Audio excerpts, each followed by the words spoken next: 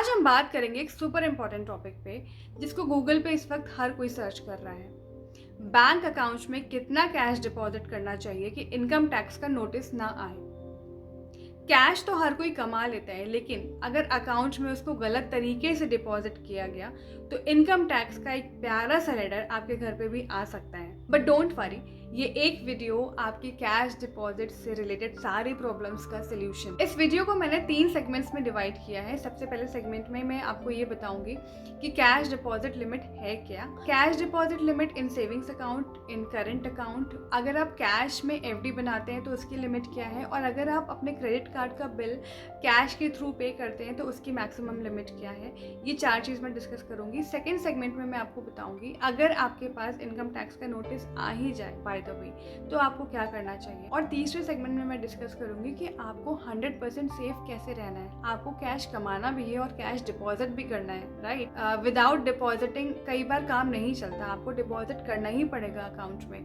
तो आपको किस तरह से सेफ्टी के साथ उसको डिपॉजिट करना है, तो वीडियो के एंड तक देखिए ज़रूर, स्किप मत करिए। नॉलेज के बिना कैश डिपॉजिट करना रिस्की हो सकता है। अच्छा, क्या आपने कभी ये सोचा है कि गवर्नमेंट इतना ज़्यादा कैश डिपॉजिट को ट्रैक क्यों कर रही है? इनकम टैक्स की नज़र हमारे कैश डिपॉजिट्स पे ही क्यों है? देखिए, गवर्नमेंट का एक सिंपल सा फंडा है, आप जो भी इनकम आपकी हो रही है, आप जो भी अर्न कर रहे हैं उस पर आप टैक्स पे करिए, ठीक है। अब जहाँ पे हाई वैल्यू ट्रांजैक्शंस होते हैं, अभी मैं आपको बताऊंगी हाई वैल्यू ट्रांजैक्शंस कौन से अकाउंट में क्या लिमिट है, किसको हाई वैल्यू ट्रांजैक्शंस बोलते हैं, अभी मैं इसके बाद वही डिस्कस करूंगी।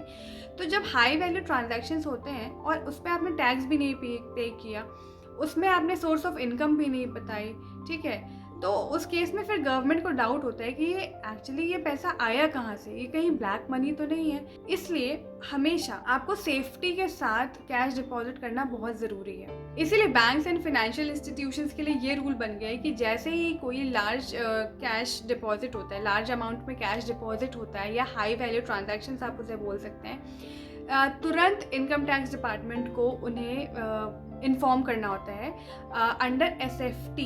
SFT stands for statement for financial transaction. अब आते हैं हम अपने मेन मुद्दे पे, बैंक अकाउंट्स में हमें कितना कैश डिपॉजिट करना। सेविंग अकाउंट में आप एक फाइनेंशियल ईयर में, फाइनेंशियल ईयर मतलब 1 अप्रैल टू 31 मार्च, 1 अप्रैल 2025 से लेके 31 मार्च 2026, ये एक फाइनेंशियल ईयर काउंट होगा, ठीक है। तो एक फाइनेंशियल ईयर में आप 10 लाख तक का कैश डिपॉजिट कर सकते हैं, आपको कोई प्रॉब्लम नहीं होगी। उसके ऊपर अगर आपने कैश डिपॉजिट किया अपने अकाउंट में तो आपके पास इनकम टैक्स का नोटिस आ सकता है। करंट अकाउंट के केस में ये लिमिट थोड़ी बढ़ा दी गई है। आप एक फाइनेंशियल ईयर में 50 लाख तक का कैश डिपॉजिट कर सकते हैं। 50 लाख वाली जो लिमिट है अगर वो क्रॉस होती है, मतलब 50 लाख से ज़्यादा अगर आपने कैश डिपॉजिट किया तो इनकम टैक्स के पास इंफॉर्मेशन जाएगी और ज़रूर जाएगी, और आपके पास उनकी नोटिस आने की प्रोबेबिलिटी बहुत हाई होती है। फिक्स डिपॉजिट के केस में अगर आप 10 लाख या उससे ऊपर की कैश में एफडी बनाते हैं तो इनकम टैक्स का नोटिस आ सकता है। Credit card bill payment in cash, अगर आप क्रेडिट कार्ड का बिल कैश में पे कर रहे हैं तो 1 लाख या उससे ज़्यादा का अगर आपने कैश में बिल पे किया तो उस केस में आपको प्रॉब्लम हो सकती है। अब यहाँ पे ना कुछ लोग बहुत स्मार्ट बनते हैं, सोचते हैं कि 10 लाख की लिमिट है तो 10 लाख तो हम नहीं डिपॉजिट करेंगे, 90 हज़ार करके हम 12 बार में एक फाइनेंशियल ईयर के अंदर डिपॉजिट कर देंगे। But guys, let me tell you, income tax department is way more smarter than you are. आपका कोई भी ट्रांजैक्शन सस्पिशियस लगा नहीं कि यूं आपके पास नोटिस आ जाएगी।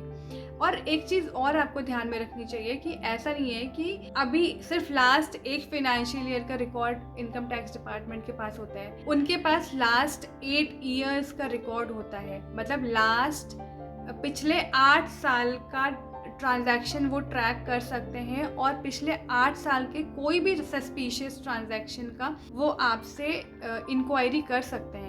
सो बी केयरफुल। आपको ये पता होना चाहिए कि अगर आप कैश डिपॉजिट कर रहे हैं या कैश विड्रॉ कर रहे हैं तो क्या लिमिट है उसकी, और किस तरह से आपको स्मार्टली उसमें पैसे डिपॉजिट करने चाहिए अपने अकाउंट में, किस तरह से उसे विड्रॉ करना चाहिए, क्या रूल्स हैं, क्या रेगुलेशंस हैं, ये आपको पता होना चाहिए। सो एक फिनेंशियल ईयर में जो टोटल लिमिट है वो 10 लाख रुपए है। और ऐसा नहीं है कि 10 लाख की लिमिट है तो 10 लाख की लिमिट के बाद ही आपके पास नोटिस आएगा।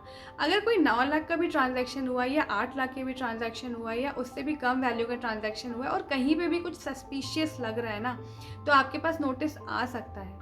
आपको पता है कि पैन कार्ड के बिना आजकल अकाउंट खुलता नहीं है। सो पैन कार्ड आपका इनकम टैक्स डिपार्टमेंट के पास भी है, आपके सेविंग अकाउंट में भी है, आपके करेंट अकाउंट में भी, आपके फिक्स्ड डिपॉजिट्स में भी है, आपके every financial product has your pan card. अब हम डिस्कस करेंगे अपना अगला सेगमेंट कि अगर आपके पास इनकम टैक्स नोटिस आ ही जाए किसी वजह से तो आपको क्या करना चाहिए। इनकम टैक्स का नोटिस आए तो घबराएं नहीं, लेकिन उसे आप लाइटली भी मत लीजिए।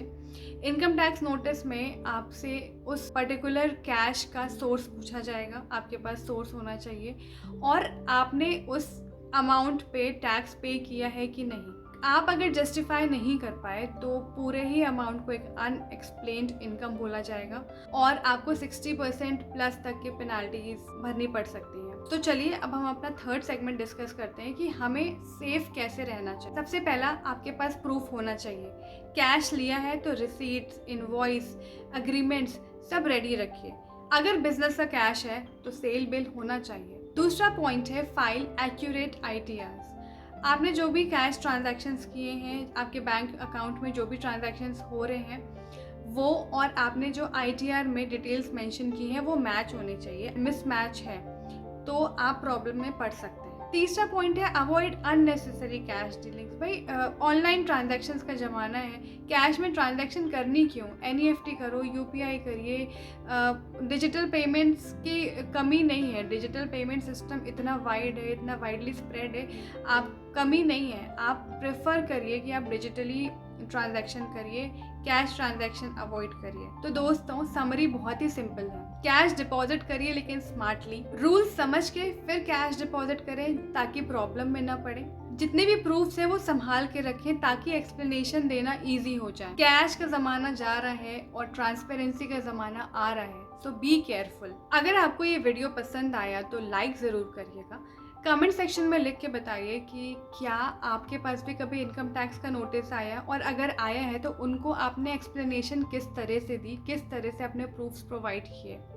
इससे हमारे और व्यूअर्स को हेल्प मिलेगी। मैं हूँ प्राची श्रीवास्तव, मिलते हैं अगले वीडियो में। तब तक के लिए नमस्ते।